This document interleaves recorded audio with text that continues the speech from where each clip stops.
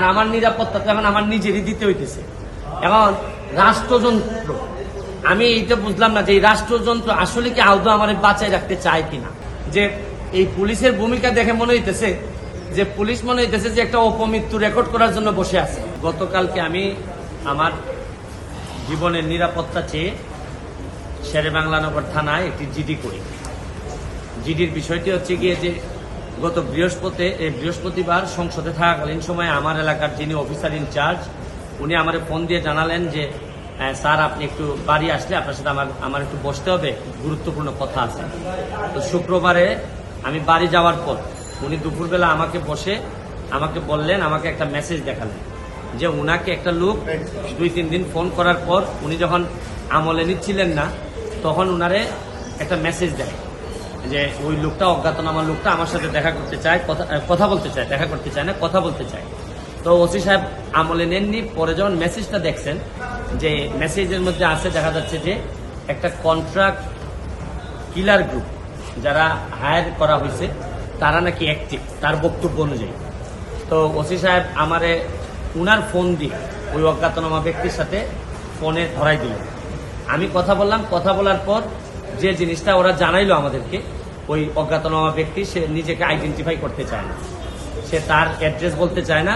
সে বলে যে আমি নিজেও ওই কিলার গ্রুপের মেম্বার ছিলাম, যখন আপনার নামটা আসছে আপনাকে হত্যা করতে হবে, তখন আমি বলছি যে না আমি এটা পারবো না, কারণ উনি ওই লোকটা সিলেটি, সে আমার কাজকর্ম সম্পর্কে জানে, এই জন্য সে কোনোভাবে রাজি হয় নাই। তখন সে বলছে যে আমার বিষয়টা হচ্ছে গিয়ে, তার বক্তব্য অনুযায়ী আমার বিষয়টা হচ্ছে গিয়ে আমি আপনাকে একটা ওয়ার্নিং দিচ্ছি, আপনি এই 2-3 দিন আপাতত ঘরের বাইরেই যাবেন। তো এইটা শোনার পর আমি নর্মালি এর আগে অনেকবার আমি মৌখিকভাবে বা আমার পিএস এর মাধ্যমে বিভিন্নভাবে আমি থ্রেট পাইছি, এগুলো আমি আমলে নেই না, কারণ এগুলা সামনে বললে একটা প্যানিক তৈরি হইতে পারে, এই জন্য আমি কখনোই সামনে নিয়ে আসি নাই।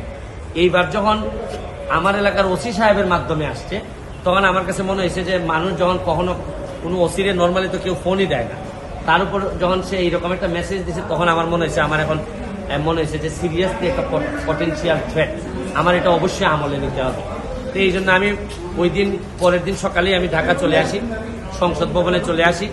এসে আমি এর ভিতরে আমি পুলিশের ঊর্ধ্বতন কর্মকর্তা যারা আছেন তাদের সাথেও আমি কথা বলি। তো এরপরে আমি জিডিটা আমি গতকালকে করছি। কিন্তু আমার যে জায়গাটাতে প্রশ্ন হচ্ছে, দেখেন আমি একজন মেম্বার অফ পার্লামেন্ট, পুলিশ যখন আমার এলাকার ওসি সাহেব যখন জানলেন কোনো একটা মারফতে যে আমার একটা লাইফ রিস্ক আছে, তখনই কিন্তু উচিত ছিল যে উনি এসপি সাহেবের সাথে আলাপ করবেন, ডিআইজি সাহেবের সাথে আলাপ করবেন, এটা কি আসলেই থ্রেট নাকি না কেউ বোগাস নাকি না কিছু, এটা তো আমার কাছে আসার আগেই এদের তদন্ত করে ফেলা উচিত ছিল। মানে আমাকে জিডি করতে হলো কেন? প্রশ্নটা হচ্ছে গিয়ে যে আমার থ্রেটটা তো আমি জানি না, জানছে প্রথমে ওসি সাহেবের পরে এটা এসপি ডিআইজি ওনাদের কাছে যাবে। আমি জানার আগে ওনারা আমাকে প্রোটেকশন দিবেন, আমাকে পরে জানাবেন যে এই থ্রেটটা যেটা ছিল এটা রিয়েল অথবা ফেক। ওনারা আমাকে বলছেন, ওসি সাহেবের যতটুকু ব্রেইনে ধরছে উনি ধরছেন, আমাকে বলছেন, আমাকে জিডি করতে হয়েছে। নগদের কাছে সব গ্রাহকই প্রিয়, তাই তো সারা দেশে ক্যাশ আউট চার্জ সবচেয়ে কম। আর আমার নিরাপত্তা তো এখন আমার নিজেরই দিতে হইতেছে।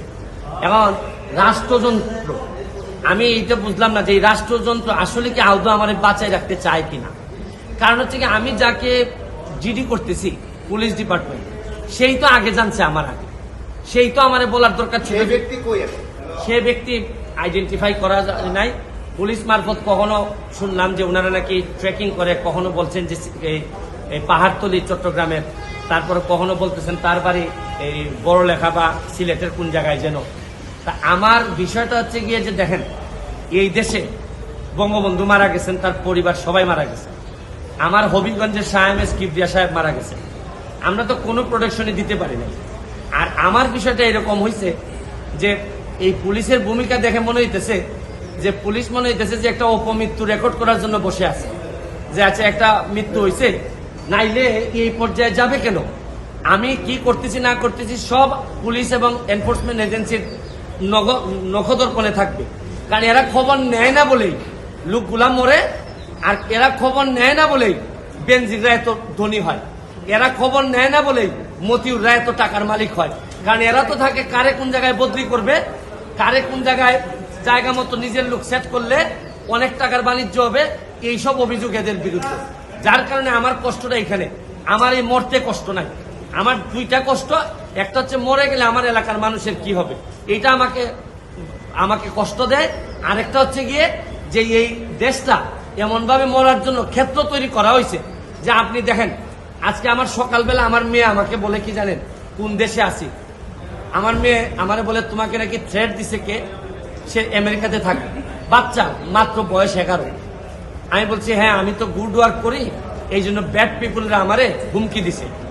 সে আমারে বলে there must be a line between good work and stupidity, মানে আমার মেয়ে মনে করে আমি যে গুড ওয়ার্ক করি, আমি যে অন্যায়ের বিরুদ্ধে প্রতিবাদ করি, এগুলো হচ্ছে গিয়ে স্টুপিডিটি।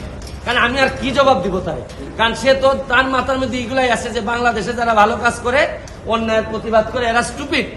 কিন্তু আমার মেয়ে অল্প বয়সী মেয়ে, আমি তো বুঝাইতে পারি না যে আমার জন্ম এই দেশে, এই দেশের মানুষের কল্যাণে আমি কাজ করতে চাই, কারণ আমার রক্তের মধ্যে এটা আছে, আমি করবো কি এটা, যে ধরনের প্রোটেকশন। আমি তো আর আগের ব্যারিস্টার সুমন না, মেম্বার অফ পার্লামেন্ট হিসাবে আপনি না আগের ব্যারিস্টার সুমনকে ফেলে দিলেন, কিন্তু মেম্বার অফ পার্লামেন্ট হিসাবে আমার সিকিউরিটির আগেই আমি যে জিডি করা লাগলো, এটার জন্য দুঃখ প্রকাশ করতেছি। কেন আমি জিডি করবো?